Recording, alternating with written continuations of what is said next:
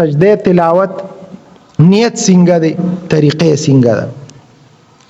سجده د تلاوت دا مونږ تلاوت کو یو خو ګوره مونږ کې دا ډېر زیات کمی دی، زمونږ ډېر مرګرو کې د قرآن تلاوت نه کوي.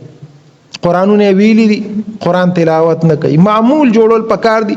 نن سبا خلکو بس یو سوره یاسین راټینګ کړی دی، بس سوره یاسین ویم، سار کې سوره یاسین ویم، ماسخوتن کې بس تبارک الذی ویم. او هغه سوره یاسین او تبارک الذی چې وای نو هغه خپل د دنیا د غرض د پاره وای چې خدای مې دار وس خطیره کی او خدای را باندې د شپه خطیره کی زکه تبارک الذی ویم، د دنیا د پاره وایو.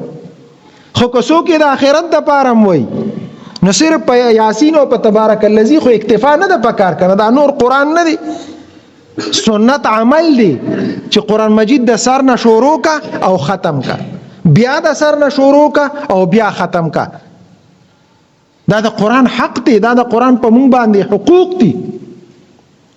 هغه کې سجده د تلاوت راځي. سجده د تلاوت چراله نو د دوه تکبیرو په مینس کې یو سجده ده.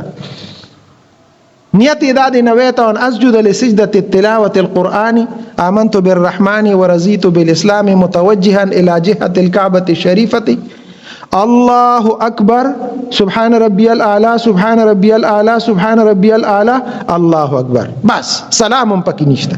د دوه تکبیرو په مینس کې یو سجده ده. نیت چاله نه ورځي، د عربی د نیت زموږ ډیرو خلکو له نه ورځي. نیت کوم د سجدې د تلاوت الله اکبر، آسان کار دی. نیت کوم د سجدې د تلاوت الله اکبر سبحان ربی الاعلى سبحان ربی الاعلى سبحان ربی الاعلى الله اکبر.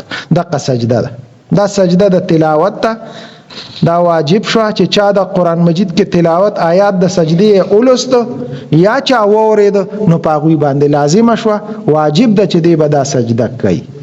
ماشومان ته خودل پکاري چې کله قرآن مجید مون خایو نو چې کله سجده راشي پکې نو ماشوم ته د هغه وخت نه آیات د سجده راشي نو سجده نیت وته خایو زده کوته او طریقه وته خایو چې ته به سجده داسې کې.